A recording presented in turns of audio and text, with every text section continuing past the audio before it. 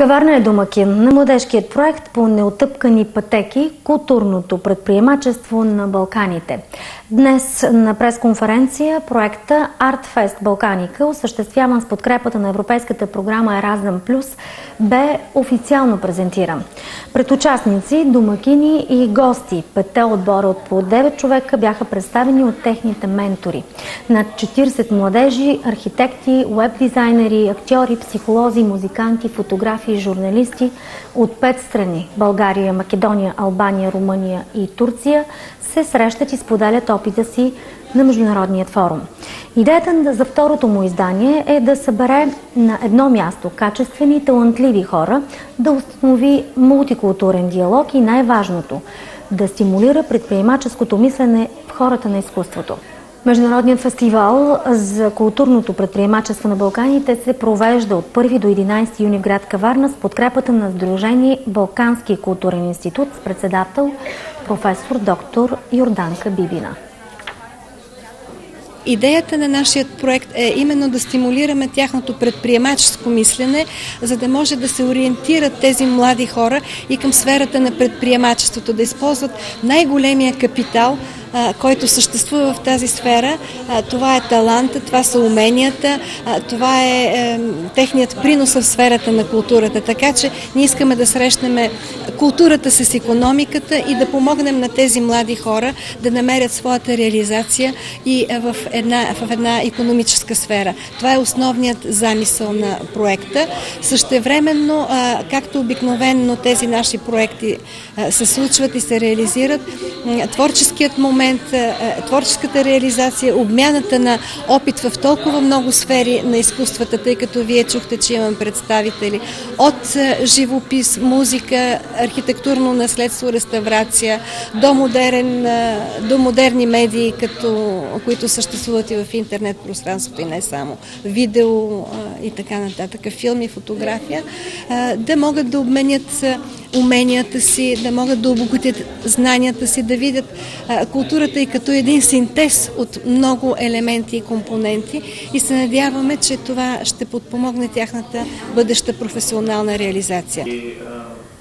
Друга основна цел на проекта е създаване на балканска мрежа от културни организации, които могат да се опитат да въздействат на културните политики на местно, национално и регионално ниво, за да се обърне внимание на нуждите на младите хора в културата и изкуството.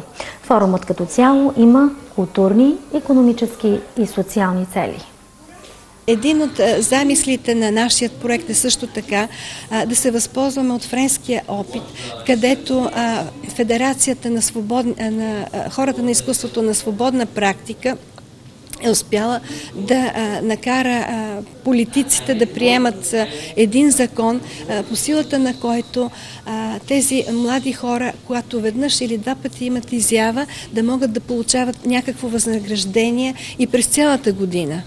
И ако ние успеем да направим едно такова обращение и да го разпространиме в съответните институции, в всички тези наши страни, а да получиме и подкрепата на подобни организации, подобни местни и национални или интеррегионални, в рамките и на Европейския съюз институции, подкрепа за тази наша инициатива, да бъдат приети аналогични на френския закон, това би било наистина един грандиозен успех, за който на този етап ние само можем да мечтаем, но все пак от някъде трябва да се тръгне и да направим такава една стъпка. Надяваме се до края на проекта да изработим един манифест, който именно да бъде изпратен на всички тези институции за подкрепа и да имаме една законодателна инициатива.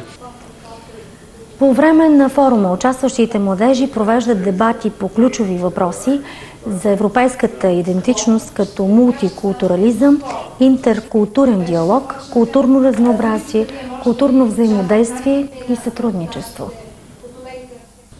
Çok güzel gidiyor. Много добре преминава всичко. Действително успяхме да се срещнем с хора на изкуството от много страни и да се учим един от други. И всичко върви много добре. Много сме доволни от нашето присъствие в Каварна и в проекта. Ние имахме възможността да се запознаем едни с други и като личности, и като организации, представители на отделните страни. Така че от сега нататък ние смятаме да продължим това наше сътрудничество, като ние поканиме нашите приятели и колеги на фестивалите в Турция, които ние организираме. Също така ние вече получихме покани от тях да участваме в техни фестивали и в техни инициативи. А освен това се надяваме да присъстваме и на следващия рок фестивал в Каварна и се надяваме да бъдем сред поканените. Програмата на форума включва и дискусии за възможностите за професионална реализация на младите хора в културните индустрии на национално, регионално и европейско ниво, както и добри практики относно насърчаващата роля на местната и национални институции за социално включване и професионална реализация на младите хора. Питаме и гостите от Турция как е при тях. Olumlu açıkçası bizde tiyatro var. Действително ние имаме една много богата културна дейност във всичките тези области. Музика, театър, изкуство, изобразително и всички други сфери. И действително до сега ние получаваме много сериозна помощ на институционално ниво и успяваме да развием нашите дейности благодарение на тази държавна и институционална помощ, която получаваме. И не е толкова трудно, каза тя.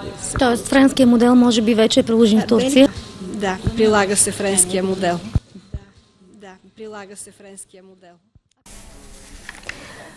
Вчера част от участниците са се срещнали с кмета на общината Цонко Цонев и са разгледали музея на кмета в кабинета му. Преминала е и първата тематична вечер, подготвена и посветена на групата от Македония. Кулминацията на проекта е сцената на открито, на която в дните 8 и 9 юни пред паметника на доброците в Каварна ще се представят музиканти, танцори, актьори и художници. Всички желаещи деца на място ще могат да си направят портрет от натура, който ще им бъде подарен от художници-портретисти, участници във форума.